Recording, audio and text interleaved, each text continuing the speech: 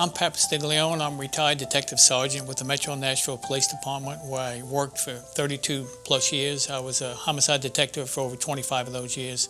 Once I got transferred to the homicide unit, I realized no doubt that's where I needed to be, and that's where I wanted to be.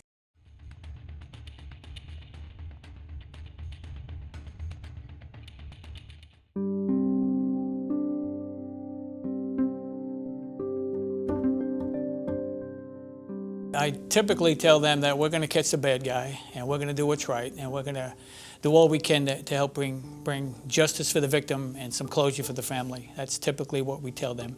It's going to be a long journey, sometimes as long as, in some cases, 30 years. But it's a no-quit attitude. That's homicide detectives. I mean, it's no quit. That's just how they operate. Cold case units never give up. That's their motto. You become the lifeline to these families. You're a homicide detective, and the family is relying and hanging on your every word. So you have to remember that as a detective, that you are their lifeline, and you are the one they call when they want information, when they have questions, when they get frustrated.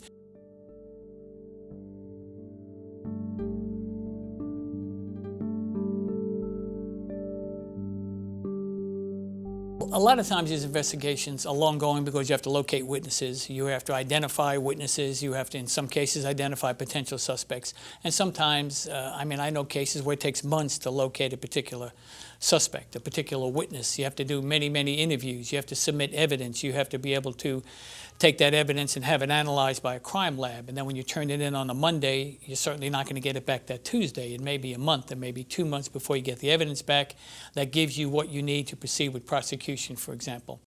If you're taking one case and then a missing child comes up the next day, you're going to have to focus all your resources, all your energy on that particular investigation. And I think the victims do understand that, and they realize that. You have to be certain. You have to have the right probable cause. You have to have the right information, the right evidence, not just to arrest, but to convict. The victim or the victim's family, they can certainly contact the detective, and they have to establish a rapport. They have to establish a relationship with that detective, and the detective also has to be responsive.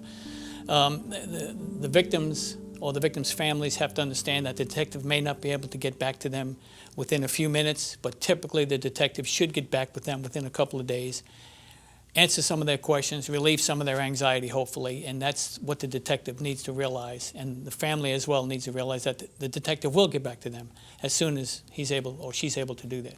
Regardless of the crime, stolen vehicle, assault, or whatever the case may be, it all applies. It's all the same. You have access to that particular detective.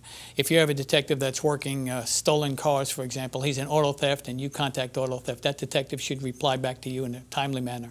He should answer any questions or concerns that you may have, and whatever the case. Even an assault type case, not significant injury, same thing applies.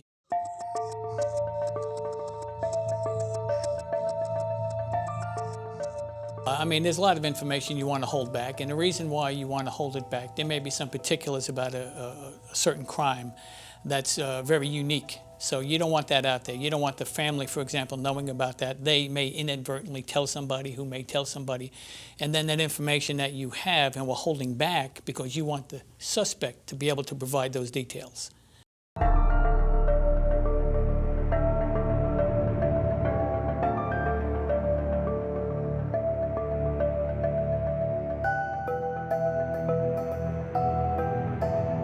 The TBI lab really processes information and evidence from all over the state. So there's a time factor there. It's not a quick turnaround. Sometimes they can rush it if it's a homicide, if it's a serial killer type situation, but typically it'll take several weeks for you to get that information back, whether it's fingerprints, whether it's DNA, or whatever the case may be.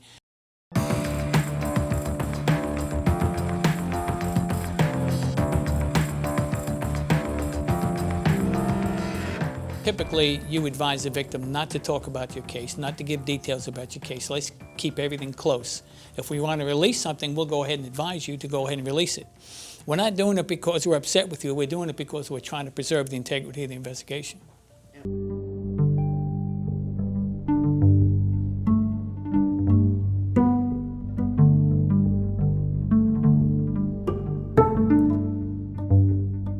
They can go and they can approach the victim or the victim's family, the defense attorneys, and they can request an interview. Now, does that person have to sit down for an interview? No, they do not. They are not required to speak with the defense attorneys if they don't want to. They can, but they're not required to. Sometimes they come across as if you kind of are obligated to speak with them.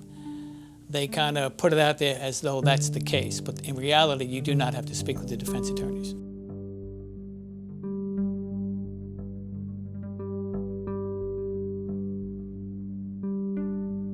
Same thing applies with the media, where you typically don't want a family member to get out there and say something to the media that they may inadvertently say. They may give information about something that you really didn't want to be released out there. But once they say it, it's out there forever and you can't take it back. So you typically advise the family not to speak with the media. Now, there's also times when you would advise the family to speak with the media, because the media a lot of times helps flush out a suspect, for example, and you use the media to get there. And that's what you do. You would advise a family to say certain things, and that may in turn help identify a particular suspect.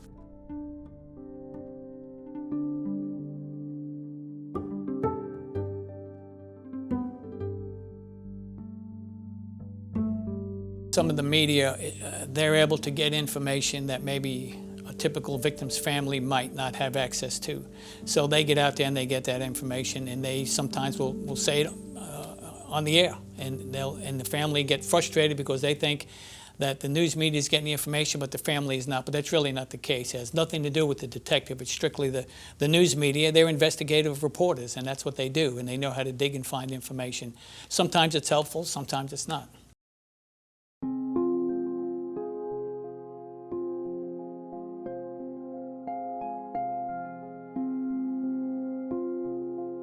Yeah, I mean, the media would talk about a particular case, and as a result of them speaking about a case, we may get 50 phone calls as a result of the media actually getting out there and publicizing this particular case. And had that not happened, we would not have gotten those 50 phone calls. And out of those 50 phone calls, 49 may be useless, but you don't know that. That 50th call may be the one you're waiting on. So that's typically how that works. And any information we get as a result of the media, that's usually a good thing.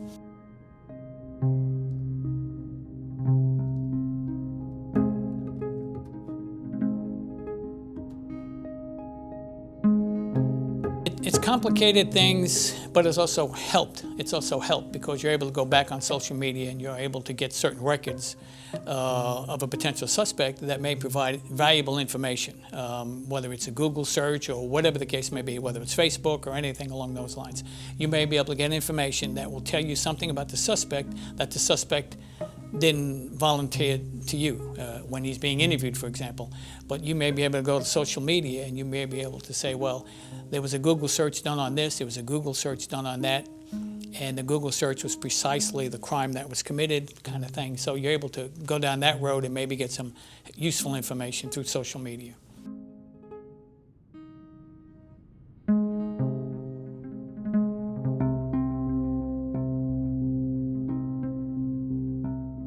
I'm not familiar with a case where the victim has been killed and the family doesn't know how the victim died.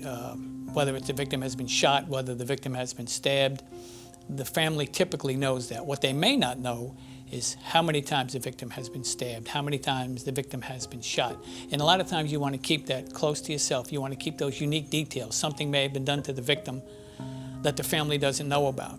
So you don't want to let that out either. You want to keep those unique things to this particular victim, because when you do identify a suspect or somebody with a suspect, they can provide those intimate details that only the killer or someone with the killer would know. So that's why you don't do that because you're trying to hurt the family or keep something from the family. And keep in mind, once a trial is over and the arrest is made, let's assume we get a conviction, then after that, the family has access literally to everything in the case file, including crime scene photos if they so choose. And I've had families come to me and they reluctantly want to see, they insist on seeing the crime scene photos. I've had other families that want nothing to do with the crime scene photos, but I've had families who do come forward and they want to see the photos of their loved ones. And part of me understands that and part of me doesn't. So we would typically get them with a counselor, a victim counselor, and they would meet with them and they would discuss, this is what you're getting ready to see, kind of thing, and they would go through that with them. And then if they still wanted to do it, we would sit down with them and we would show them all the photos.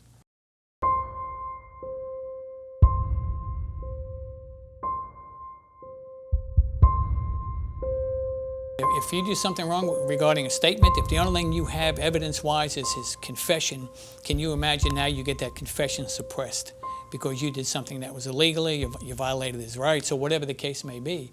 You get that confession suppressed, you've lost the case now. So you have to be aware of that. And the family, you explain that to the family, and typically the families will understand.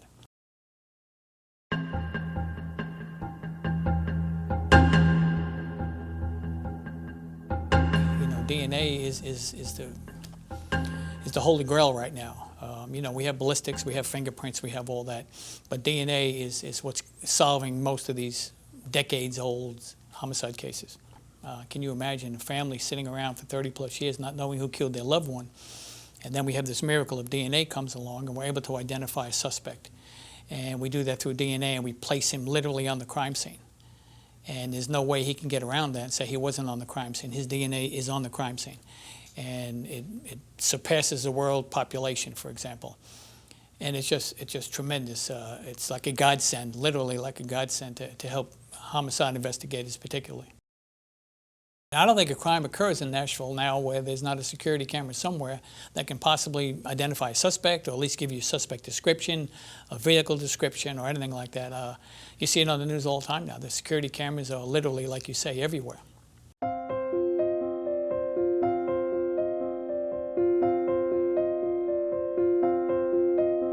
I think what happens is, I think they get the CSI effect, is what they call it, from television. And I think they think that you should be able to solve a crime in 30 minutes, or you should be able to race out there and pick up suspect A and just bring them downtown and question them when, of course, legally you can't do that.